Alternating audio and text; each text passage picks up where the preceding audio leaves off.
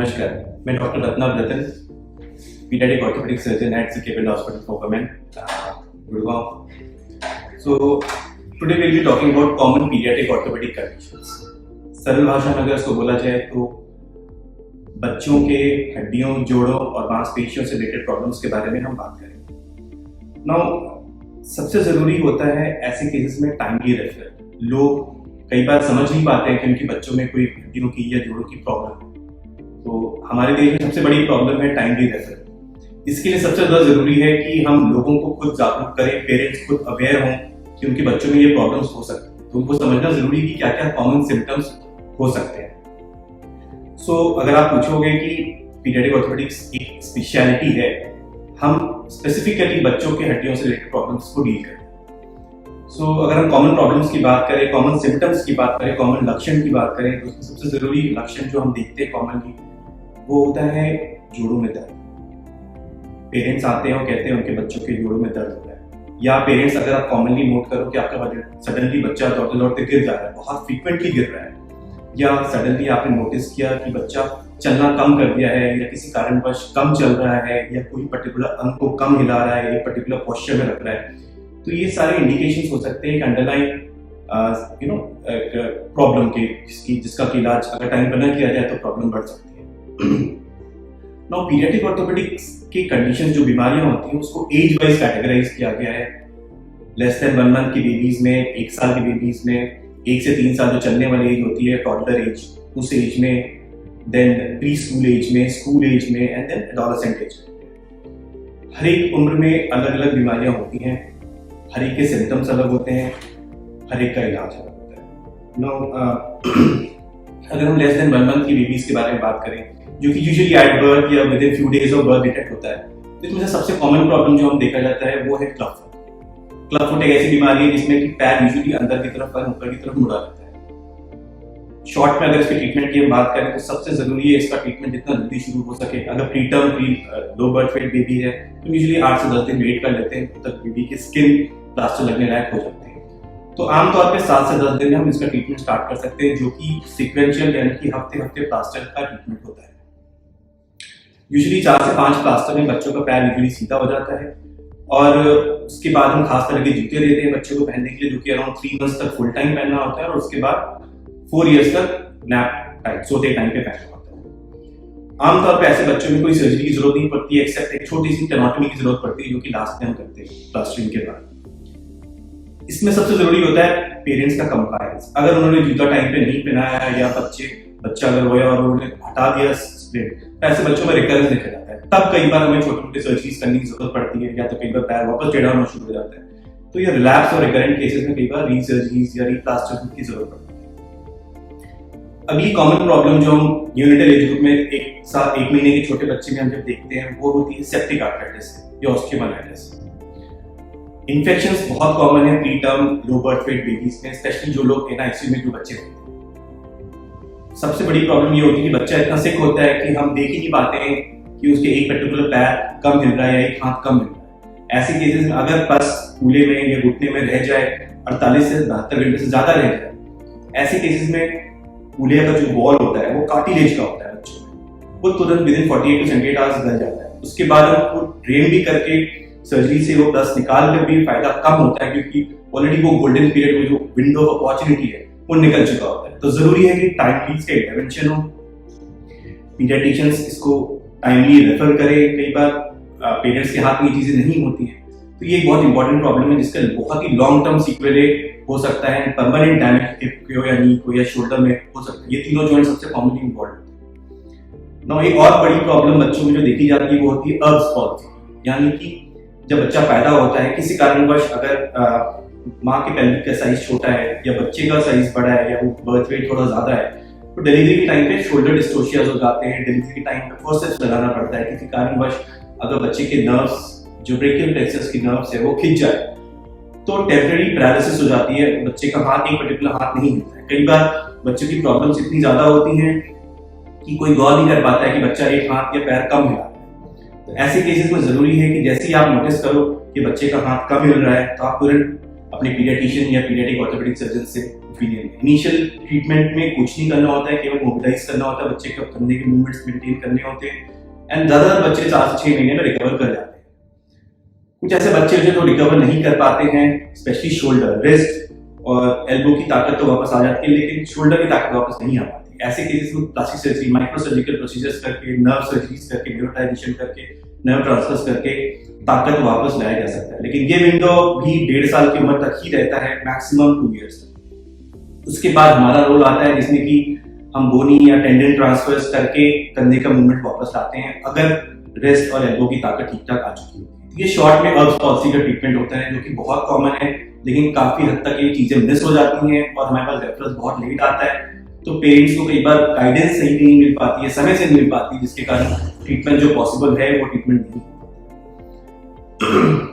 एक और प्रॉब्लम जो कॉमनली देखी जाती है वो होती है डीडीएच, यानी कि बच्चों का कूला अपनी जगह पे नहीं रहता है। ये भी बर्थ के टाइम पे ही डिटेक्ट करना सबसे अच्छा होता है। यूजुअली पीडियाट्रिशियन इसके लिए जांच करते हैं और जब डाउट होने पर हमें कॉल किया जाता है। अगर बच्चे का कूला पैदा होने के टाइम पे बाहर पाया जाए, वो सबसे अच्छा टाइम होता है ट्रीटमेंट का, क्योंकि बहुत आसानी से कूले को वापस अंदर बैठाया जा सकता है।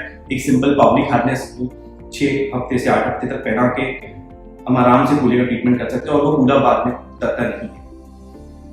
प्रॉब्लम तब होती है जब कूले बाहर रह जाए, मिस हो जाए, फिर वो 1 साल या 1.5 साल की उम्र पे पता चलता है, तब सर्जरीज करनी पड़ती है एंड तभी वो कूला वापस आ जाता है। नहीं तो बच्चा का पैर हमेशा छोटा बड़ा या वो बच्चा लचक के चलता रहेगा। सो सीडीएच, जिसको डीडीएच भी कहते हैं, एक बहुत ही कॉमन प्रॉब्लम है, one of the commonly missed problems है। सो हाई इंडेक्स ऑफ सस्पिशन बहुत जरूरी है पीडियाट्रिशियंस के लिए, एक आम पेरेंट के लिए। पेरेंट्स इसका पता तभी कर सकते हैं जब वो बच्चा चलने की उम्र पे आ जाए और वो चले, तभी हो सकता है। इसलिए जरूरी है कि हम सबका अवेयरनेस इसमें बहुत जरूरी है कि हम टाइम से ट्रीटमेंट ले सकें। कुछ बर्थ डिफेक्ट्स होती है, कंजेनिटल एनोमलीज होती है, जेनेटिक प्रॉब्लम्स होती हैं, जिसका हर एक बीमारी का अलग अलग ट्रीटमेंट होता है। कई बार उंगलियां जुड़ी होती हैं, उसका अलग किया जा सकता है। कई बार कुछ अंग, कुछ पार्ट का अंग होता नहीं है, कुछ हड्डियां मिस्ड होती नहीं है, एप्लेजियाज होते हैं, थंब नहीं होता है। तो ऐसे केसेस में इंडिविजुअलाइज करना पड़ता है ट्रीटमेंट, उसमें कोई स्ट्रेट फॉरवर्ड ट्रीटमेंट नहीं होता। These are complicated cases. Now अगर हम 1 साल की उम्र तक की बात करें, अगर बच्चा किसी कारणवश पेरेंट्स देखते हैं कि वो समय से चल नहीं रहा है, समय से बैठा नहीं 6 मंथ्स पे, समय से चलना नहीं शुरू किया 1 ईयर पे, दौड़ना नहीं शुरू किया 1.5 साल पे, तो एक इंडिकेशन है कि हो सकता है बच्चे को अंडरलाइन न्यूरोमस्कुलर प्रॉब्लम हो। सबसे कॉमन न्यूरोमस्कुलर प्रॉब्लम जो देखी जाती है वो है सेरेब्रल पॉल्सी। भारत देश में ये बहुत कॉमन प्रॉब्लम है, क्योंकि प्रॉपर बर्थ फैसिलिटीज नहीं होने के कारण कई बार लोग गांव में डिलीवर कराते हैं एंड देन वहां पे बेबीज को अगर किसी कारणवश या इवन बड़े सेटअप में किसी कारणवश भी अगर थोड़ी देर के लिए, कुछ सेकंड्स के लिए भी अगर खून का बहाव ब्रेन में रुक जाए, तो ब्रेन का कुछ हिस्सा परमानेंटली डैमेज हो जाता है। इस डैमेज के कारण जो इफेक्ट्स आते हैं उस बीमारी को कहते हैं सेरेब्रल पॉल्सी। कितना हिस्सा ब्रेन का डैमेज है उस पर डिपेंड करता है कि बच्चे में कितनी परेशानी होगी। इसमें भी कई प्रकार हैं, कई बार केवल दोनों पैर अफेक्ट होते हैं, कई बार एक हाथ अफेक्ट होता है, कई बार एक हाथ एक पांव अफेक्ट होता है, कई बार चारों हाथ पांव अफेक्ट होते हैं, कई बार बच्चे मेंटली रिटार्डेड होते हैं प्लस हाथ पांव से चलने लायक नहीं होते। हर एक टाइप के सेरेब्रल पॉल्सी का इलाज अलग अलग होता है। सबसे कॉमन टाइप जो देखा जाता है वो होता है स्पास्टिक डायबिलिटिक सेरेब्रल पॉल्सी, जिसमें कि बच्चे यूजुअली पैर या तो सिजर की तरफ फंसा के चलते हैं अंदर दोनों पैर। ऐसे बच्चों में चल पाना बहुत मुश्किल होता है, चलने लायक ताकत होने के बावजूद भी बच्चे समय से चल नहीं पाते हैं। सो टाइमली इंटरवेंशन, जिसमें सबसे इंपॉर्टेंट इनिशियली होता है फिजियोथेरेपी, स्ट्रेचिंग एक्सरसाइजेस, मांसपेशियों का जो जकड़न है उसको ढीला करना फिजियोथेरेपी से। ये सबसे प्रिडोमिनेंट ट्रीटमेंट होता है, जिसमें कि paediatric neurologist, paediatrician, occupational therapist, speech therapist and last पे पीडियाट्रिक ऑर्थोपेडिस्ट, इन सब का रोल होता है। ये इंटरडिसिप्लिनरी ट्रीटमेंट होता है, क्योंकि केवल एक डॉक्टर इनका सब चीज का ट्रीटमेंट नहीं कर सकता है। हमारा रोल तब आता है जब मांसपेशियां इतनी टाइट होती है कि बच्चा चलने लायक नहीं होता है। ऐसे केस में कई बार फिजियोथेरेपी के बावजूद भी मांसपेशियां ढीली नहीं हो पाती। तो इनमें कई ट्रीटमेंट ऑप्शंस होते हैं, जिसमें कि शुरुआती स्टेज में 5 से 6 साल की उम्र तक हम बोटॉक्स ट्राई करते हैं, प्लास्टर्स ट्राई करते हैं, जिसको टोन इनहिबिटरी कास्ट कहते हैं। कई बार इनके बावजूद भी टाइटनेस इतनी ज्यादा रहती है कि उस टाइटनेस, मांसपेशियों की टाइटनेस के कारण हड्डियों में डिफॉर्मिटीज आनी शुरू हो जाती है, कूला बाहर आना शुरू हो जाता है। फिर हमें और सर्जरीज करके, कूले की सर्जरी करके या बोन्स की सर्जरी करके पैरों को सीधा करना पड़ता है या कूले को अंदर करना पड़ता है। सो ये सब तभी होता है जब टाइमली इंटरवेंशन ना हो और बच्चे का पैर, कूला स्पास्टिसिटी के कारण धीरे धीरे करके बाहर चला जाए। तो इसके लिए भी जरूरी है कि 1 से 1.5 साल का जैसे ही अगर आपको लगे कि आपका बच्चा समय पे नहीं चल पा रहा है या जो एज है उस एज के हिसाब से उसके माइलस्टोन्स डेवलप नहीं हुए, तो जरूरी है कि उसका ट्रीटमेंट हो। काफी हद तक हम वो माइलस्टोन्स ला नहीं सकते हैं क्योंकि जो ब्रेन का डैमेज है वो परमानेंट होता है। चलने की ताकत, बोलने की ताकत, सोशल स्किल्स, ये ग्रेजुअली अपने आप ही डेवलप होते हैं। इसको दवाइयों से नहीं लाया जा सकता है। लेकिन जो टाइटनेस है, टाइटनेस के कारण जो बोन्स पे असर पड़ रहा है, जोड़ों पे असर पड़ रहा है, मांसपेशियों पे असर पड़ रहा है, उसको हम टैकल कर सकते हैं with different modalities, physiotherapy, plaster, Botox, छोटी मोटी सर्जरीज होती है इसमें, इन सबसे मैनेज किया जा सकता है। नाउ एक अदर प्रॉब्लम डेफिशिएंसीज की अगर हम बात करें, सबसे कॉमन डेफिशिएंसी जो हमारे देश में देखी जाती है वो है rickets, specially nutritional rickets. Nutritional rickets usually vitamin D की डेफिशिएंसी से होती है। विटामिन डी डेफिशिएंसी इसके कारण होती है क्योंकि जब हमारे पास सनलाइट एक्सपोजर नहीं हो तो बेबीज में विटामिन डी कम होता है, and then subsequently calcium metabolism slow down हो जाता है and the bones become weak. तो जो ग्रोथ प्लेट्स होती हैं वो उसको उतना न्यूट्रिशन नहीं मिलता है, एंड अल्टीमेटली बच्चों में आप देखोगे कि कलाई सूज जाती है क्योंकि जो ग्रोथ प्लेट है, एंड ऑफ बोन्स की जो ग्रोथ प्लेट होती है वो एप्रोप्रिएटली ग्रो नहीं कर पाती, स्पीड से ग्रो नहीं कर पाती, स्पेशली घुटने के आसपास सूजन आनी शुरू हो जाती है। बच्चे के पैर या तो अंदर जाने लगते हैं या बाहर जाने लगते हैं। ये सब न्यूट्रिशनल रिकेट्स के साइन है। इसका ट्रीटमेंट बहुत ही सरल है। 6 वीक्स का ट्रीटमेंट है विटामिन डी प्रॉपर डोजेस में अगर दिया जाए, यूजुअली बच्चा 6 से 8 वीक में बिल्कुल ठीक हो जाता है। मेटाबॉलिकली रिकवर होने में थोड़ा टाइम जरूर लगता है, लेकिन ज्यादातर केसेस में बच्चे 6 वीक्स में रिकवर हो जाते हैं। Now pre school, school going age में इन्फेक्शंस बहुत कॉमन है। ऑस्टियोलाइटिस, सेप्टिक आर्थराइटिस उसी उम्र में भी हो सकता है। ट्यूबरकुलोसिस बहुत कॉमन है हमारे देश में। और जैसे सिम्टम्स आए, जरूरी है कि टाइम से इंटरवेंशन हो। जरूरी नहीं है कि बच्चे आपको बहुत ज्यादा साइन एंड सिम्टम्स दें।